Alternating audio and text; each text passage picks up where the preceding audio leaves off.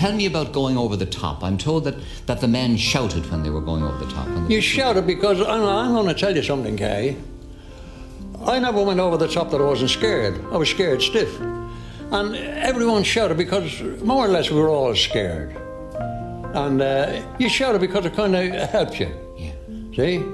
And you shouted all the way until you got into action. And they were shooting at you all the time? Oh, yeah. The shells was bursting, the bullets was flying. You hear the whine of the bullets and the bursting of the shells and all that kind of thing. And how bad was it? Tell me about the wet and the smell. Look, yeah, I am an old contemptible, as you know. I'm the only one in Ireland.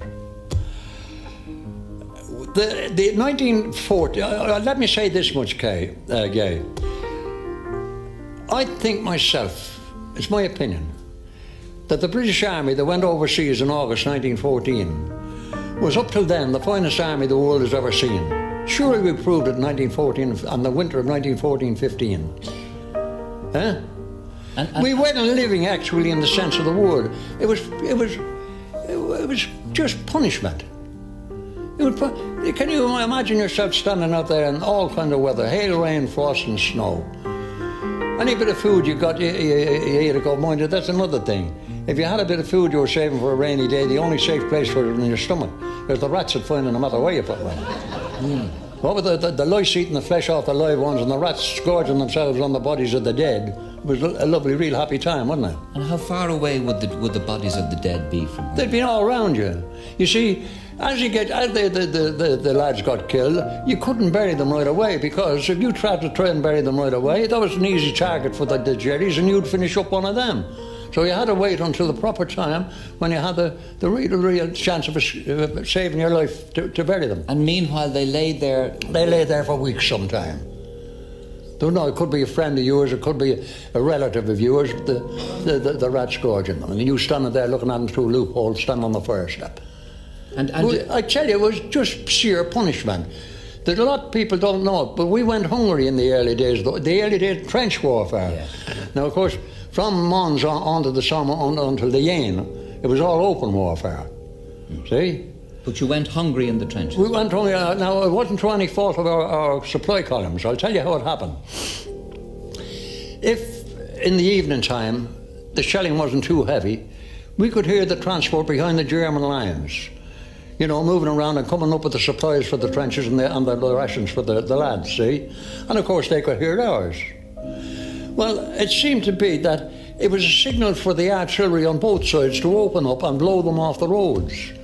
Too damned often they were successful, with the result that 9 or 10 o'clock at night, the word had come along, sorry lads, no rations tonight, transport couldn't get through.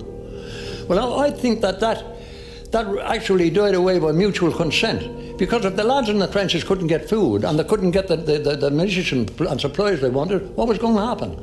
And it gradually died out, and after that supplies were pretty regular. So you didn't shell their supply trains and they didn't shell yours? No, it died out. What were you going to do with the men in the trenches if they couldn't get food or couldn't get the equipment? Yes. And did the rats attack you in the trenches where you were? That was one thing, Gay, you come to mention that we had to be very careful of, not to leave any wounded out. Get the wounded in, get them in somewhere where they could be, because the rats have been known to attack helpless wounded. They could be alive, but the rats would attack them. As a matter of fact, there was one night, we were out of the line at the time, and we were in an old loft. And a young lad I knew very well, he was lying alongside me this night sleeping, he woke up and he was shouting he'd been bit. Well, we lit a bit of candle, right enough, a rat had taken a piece out of his cheek. So we put a force field dressing on, and the morning time you seen the doctor. Now it just shows you how poisonous they were. In 2 days' time, that young lad was dead, and his head and neck and that had swelled up and gone black. So it just shows you the poison in the rat bite. I often wondered how many Tommies really got killed by rat bite. It would be very hard to describe the Somme. I don't know that there's ever been a battle like it. I mean, you had two armies in static positions. The movement of either of them would be about 200 yards, the difference between the two basic front lines. And the Somme, which had been built and rebuilt as a battleground by the British, initially to relieve pressure on Verdun, but it became a cesspool. And there were divisions attacking and counter-attacking for months. For instance, the Irish Ulster Division, the 36th, attacked in that area on the 1st of July, and they were massacred. They made a slight gain, which is all anyone could hope to do at this point, but there was an aimless gain. I mean, you achieved very little. The towns of Guillemong and Ginchy, it didn't exist as such. They were merely pieces of earth that people said, that's Ginchy. Well, what about your own action, which won you the MC? And I presume that your losses were great in that action, in your own battalion. Yes, they were very, very big. When I joined the battalion of the 9th Dublin Fusiliers, there were 28 officers, I believe, and about 900 men. I wasn't long with them till we were in action, a matter of days. But at the time of joining, I was a temporary second lieutenant, and I was probably the most junior officer in the battalion. Amongst the battalion, Tom Kettle was also in another company, B Company. But we didn't. It was a christening of war, if you wish. But we had passed up through, getting into our forward position, we passed through literally miles of guns, all classes and types, wheel to wheel, which were to concentrate their barrages on the Germans for our advance. They did so, and it was deafening. It also was a time when we went under the first of creeping barrages. This was the beginning of this method of advancing in warfare, and it had a doubtful effect because we lost as many, I think, through your own gunfire. Well, they could have fallen short. You see, the distance was 250 yards to Ginchy. We lost a lot of men. We gained our objective. And when we had gained the objective, I found that there was only one other officer of my unit that I could collect. Out of the 28 that had gone? Out of the entire battalion. So we got together and tried to concentrate the men that had strayed around the place. The place was in a state of chaos. And we got together around about 120 men. And I placed them in, I happened to be the senior officer of the two of us. I placed them in different positions around our area and reported back by runner that we'd got the objective that we were set. And we got a message back to stand fast. So while we were there, it was nightfall. Do you wish me to describe all this? Well, what I would like to know is really how many men were left at the end of this actually, 1 or 2 days. I'd rather abbreviate this because it's lengthy. Yes. When we finished, when we were relieved by a battalion of the Welsh Guards. And that was about 24 hours after our attack. I marched out with the only officer, with 98 men. Out of the 900? Out of 929 officers. And this was terrible though it may sound, a rather common enough thing in this Well, it was awful war. It wasn't, in this war, when you had casualties, they were usually fatal, because any form of gun wound without the advantages that now exist, there was no penicillin in those days, there were no sulfa drugs, so that any bad wound or injury turned gangrenous. And killed you. And usually they died or had arms and legs amputated. It was a serious thing.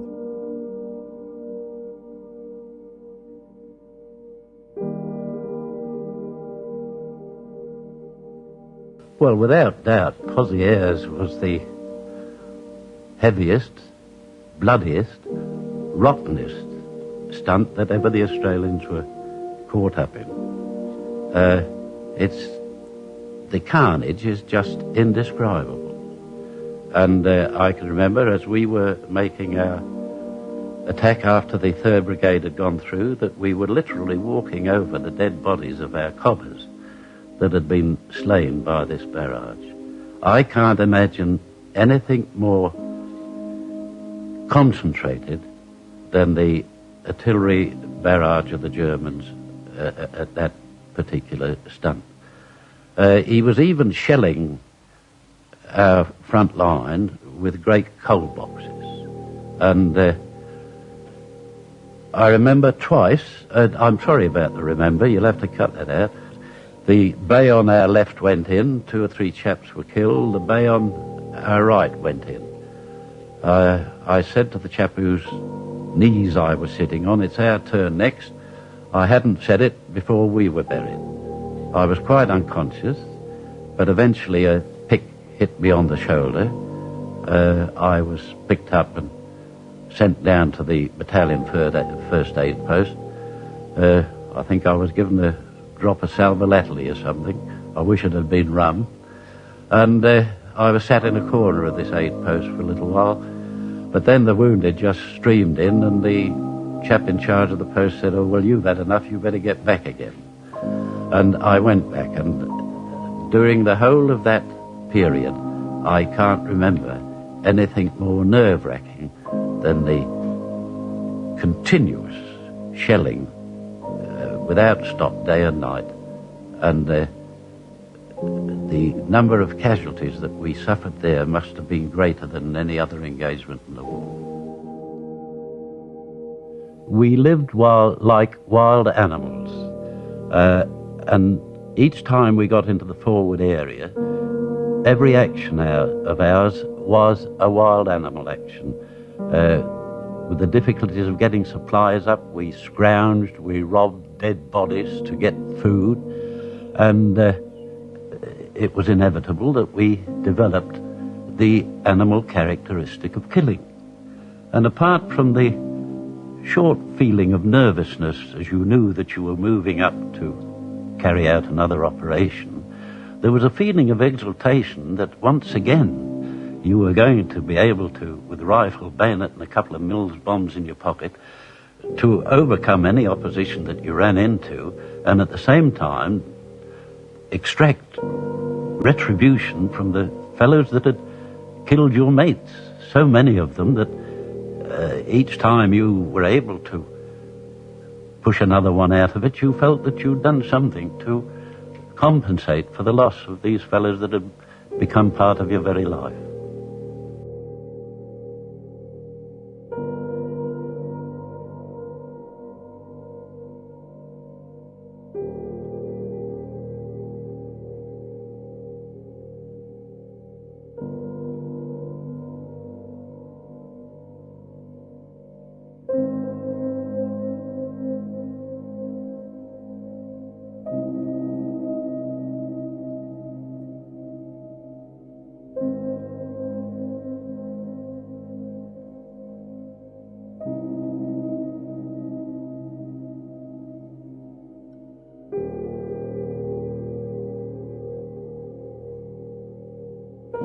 Thinks of until you see it in the papers that there's a war somewhere else in the country. Then it brings back memories of why all these fellows died, to make peace in this world, and then they're still happy. Innocent young men being shot.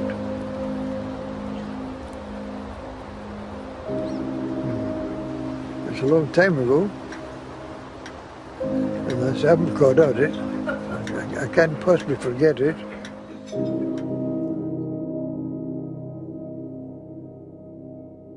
A faded synoptic weather chart for the morning of Saturday, July 1st, 1916, read light to moderate breezes between east and north, fair to dull, some showers and mist. A low-pressure system passing over the English Channel and onto the continent pushed a break in the rain on that first day of July. Bright yellow rays punched down into no man's land and alighted on what poet Siegfried Sassoon described as a sunlit picture of hell. That morning, as the winds changed direction, in the hour when the last mist still clung to the meadow, the whistles blew 8 divisions of British troops into the valley of the shadow of death. Overconfidence in the previous day's bombardment led officers to conclude that the enemy resistance would be minimal, and that Allied troops would need their shovels and full 50-pound packs to reinforce captured German positions. General Sir Henry Rawlinson had given the command that the infantry should advance toward the enemy at a walking pace in evenly spaced lines. Some evidence suggests that this command was ignored. German soldiers would later report that the offensive looked more like a mass suicide than an assault, writing that they didn't even have to aim, We just fired into them and they kept falling. That first day marked the bloodiest battle in British history, with 57,470 casualties and 19,240 deaths. Military historian John Keegan would later write, "For the British, the battle was the greatest tragedy of their national military history and marked the end of an age of vital optimism in British life that has never been recovered." In 1914, Major General Ernest D. Swinton was a journalist covering the front lines of the war to end all wars. Exposed to a wide-ranging view of the newly deployed tactic of trench warfare, he happened upon an idea. He began to sketch out a design for an armored vehicle mounted on tracks like the one that he had seen on a Holt tractor from the United States. Early adoption of the idea was slow, with Lord Kitchener canceling one of his first meetings on the pretense that he was too busy. The introduction of slow-moving armor was a hard sell to the gentlemen officers who had placed supreme faith in the swift mounted charge of British cavalry. The project languished unfunded for over a month before Sir Winston Churchill, in control of the Admiralty, made the unusual move of allocating money out of a naval fund for what he would later call his landships. Swinton would later write, "Thus, at the time when the machine gun destroyer scheme had for 6 weeks been lying moribund at the War Office, abandoned as an impossibility, here was born on the other side of Whitehall a special organization, well supplied with the sinews of war for its support." In May, Churchill severed his connection with the Admiralty, though retaining an active interest in the landship project. Tanks would eventually be deployed during the Battle of the Somme, but not until mid-September, after the rains had intensified. If one were to calculate the delays in the project, the problems of canceled meetings, intransigent officers, the tally would amount to at least 3 months. Had the idea not faced such an uphill battle, the armored landships might have been available that fateful morning as the whistles blew.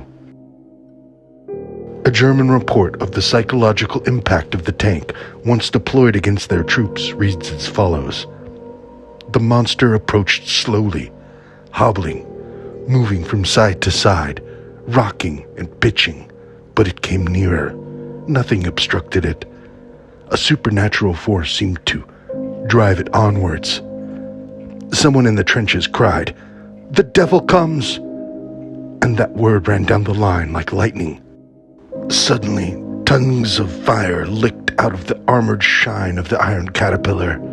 The English waves of infantry surged up behind the devil's chariot." It's hard not to wonder what a difference that factor could have made on that first day of July back in 1916. Today, on the 11th day of the 11th month of the year, we celebrate Veterans Day, formerly Armistice Day, to commemorate the end of hostilities in the Great War. In the 1950s, the Congress of the United States changed the name to Veterans Day to continue the extension of gratitude to veterans of later wars, but they saved the connection to the armistice of the Great War as a lingering message of remembrance. The lessons learned in that war were short-lived, and it was little time before the sons of those fallen on Flanders Field would find themselves a long way from Tipperary once again. The lesson of the importance of armor was quickly established by the younger men who survived going over the top, and battlefield tactics and mines were changed, except for Field Marshal Douglas Haig, who commanded the Allied forces on the Western Front. The embittered old commander would take his faith in mounted cavalry to the grave. In 1926, Haig wrote that he believed that the value of the horse and the opportunity for the horse are in the future likely to be as great as ever. Aeroplanes and tanks are only accessories to the men and the horse, he said. And I feel sure, as time goes on, you will find just as much use for the horse, the well-bred horse, as you have ever done in the past. 100 years later, Staff Sergeant, United States Marine Corps, retired Jeremy Stafford walked into the famous gun room at Terran Tactical in Simi Valley, slapped his pipe roll down on the table and smiled.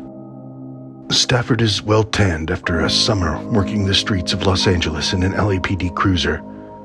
Stout and trim, the 49-year-old veteran of the Iraq War is built like a college fastback, with shoulders as wide as a door frame. A sleek 1990s-style USMC tattoo on his bicep occasionally peeks out from under the sleeve of his t-shirt. Unraveling a leather cord from his pouch, he removed a stout, rusticated billiard with the customary signature on the bottom of J.M. Boswell. The pipe is an army mount style, with the end of the shank clad in the brass base of a shotgun shell. In his pouch, the Latakia-laden Boswell's Northwoods. Pulling out a glass mason jar, I pop the top and hand it to Stafford. He breathes in deeply. Dan's Blend, another Boswell's favorite. Wow, that smells like Grandpa's blend right there. A real classic. Stafford's senses are on point. I'm half convinced that the local favorite Grandpa's Blend at Marty's Cigar Shop in Pasadena is actually the legendary sweet Golden Virginia Cavendish of Dan's Blend. The smell is somewhere between brown sugar and freshly cut hay, with a subtle back-end note like the tingle of chai masala. Both Jeremy and I grew up enjoying flavored pouch blends in the 1990s and dipping into the apothecary jars for various well-sauced American blends. The return to an old classic is a welcome experience. The ribbons are a thin shag cut and present in the usual formation of a sauced blend, rich and slightly damp. Stafford lit his army mount pipe and a delicious aroma began to swirl in the half-open enclosure. As the afternoon light peered in through the open gun range behind him, the warrior leaned forward, his eyes sharpened. There's definitely some sugar. Maybe honey or molasses. I'm getting a little bit of caramel or something, he said. There's definitely a bit of brown sugar aroma in there, I say in agreement. This smells like America, said Stafford. I managed to retort with a grumbled, Nearly 100 years after the Battle of the Somme, another conflict would appear with troops sent into battle lacking basic armor. The Iraq War. In 2003, our Humvees didn't have any armor. We sat on sandbags, Stafford said. That was our armor in case we hit a mine. Hopefully the sandbag would protect us.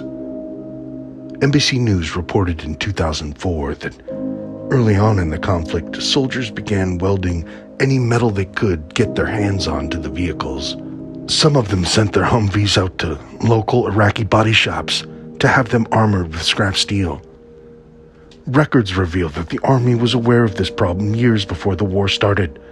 A 1997 paper by Major Clifford E. Day concluded that the reliance on soft-skinned Humvees needlessly put troops in harm's way without the proper equipment to successfully complete the mission. Unfortunately, the calls to armor the vehicles in the 1990s fell on deaf ears. Stafford led the first joint U.S. Baghdad police patrol in the Old City. As an LAPD officer back home, he had the training and expertise and civilian police work that would guide him in helping to rebuild a police force in Iraq. Running down a lead from one of his checkpoints revealed that the town of Sumer on the outskirts of Baghdad was in control of the Fedayeen, a paramilitary force fiercely loyal to Saddam. A child had been caught with a bag full of bayonets and, after questioning, broke down and revealed that the paramilitary force had tortured his father and was promising to kill anyone in the town who worked with the Americans. As the small convoy of unarmored Humvees made their way onto the only road into the town, Stafford was well aware of the fact that his vehicle couldn't stop a small caliber round fired from a pistol. His eyes were peeled as they slowly made their way into the maze of streets and alleyways. It was sometime around high noon, and the bright light on the mud brick walls made shadows appear dark. Just then, Stafford noticed two men armed with AK-47s climbing through a window behind a house, headed to an alleyway just in front of the convoy. I remember saying, "Gun, gun, gun," and jumping out of the Humvee. As soon as his feet hit the pavement, he ran to the front of the slow-moving convoy, sure that the ambush was imminent. No one else had noticed the enemy movement. A hail of 7.62 rounds would cut through the outer shell of the vehicles like they were made of paper. Running past the lead vehicle, Stafford turned the corner and was confronted head-on by two enemy combatants with AK-47s who had begun to take up positions for the ambush. They opened fire immediately, spraying from the hip like a pair of rookie commandos in a low-budget Bollywood film. An old man had been walking slowly in the street ahead of the convoy. Stafford pushed him to the ground, and then, as the bullets fell about his person like rain, raised a Mossberg 590 pump-action shotgun to his shoulder. Upon deployment, his unit was allowed to bring one extra footlocker. Everyone was allowed to pack an extra item. When it was Stafford's turn, he threw in a few boxes of shotgun slug ammunition. He pressed the trigger. "I was really feeling the urgency of the moment," Stafford said.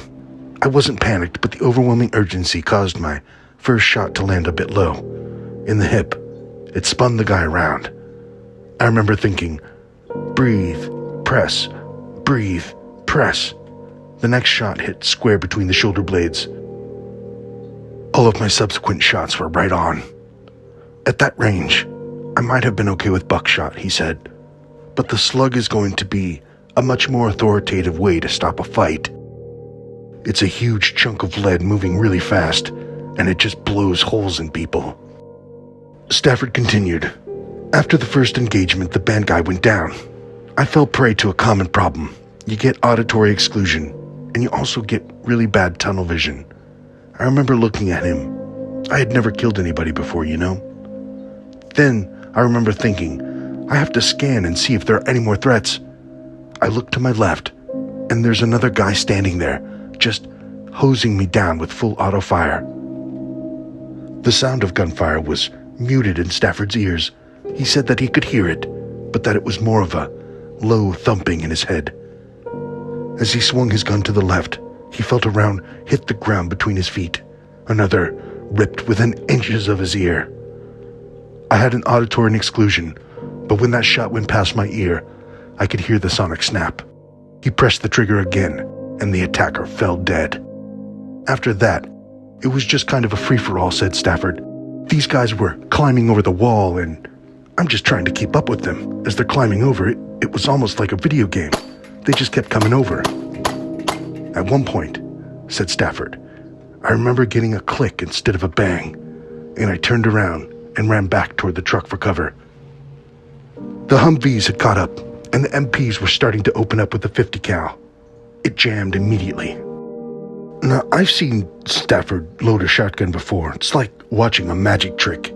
Look the other way for a moment, and he will already have slid 2 shells into the tube, almost simultaneously.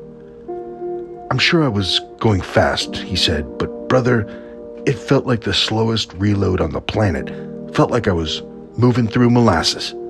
I partially loaded. I would put in 2 or 3 and shoot, put in 2 or 3 and shoot, and eventually I ran back and grabbed our driver's M16 and I started shooting them with my driver's M16. We were taking fire from the building itself, and the command decision was made, not by me, to push through the objective and call for reinforcements, Stafford said. We kept going on the main street, which turned out to be a bad idea as the end was a traffic circle, and we were forced to drive back into the ambush. But at that point, they were fleeing and dying. We took a containment position. When our backup got there, they found something around 20 dead. It was an intense little firefight, Stafford said, with a nonchalance that understated the importance of his actions that day.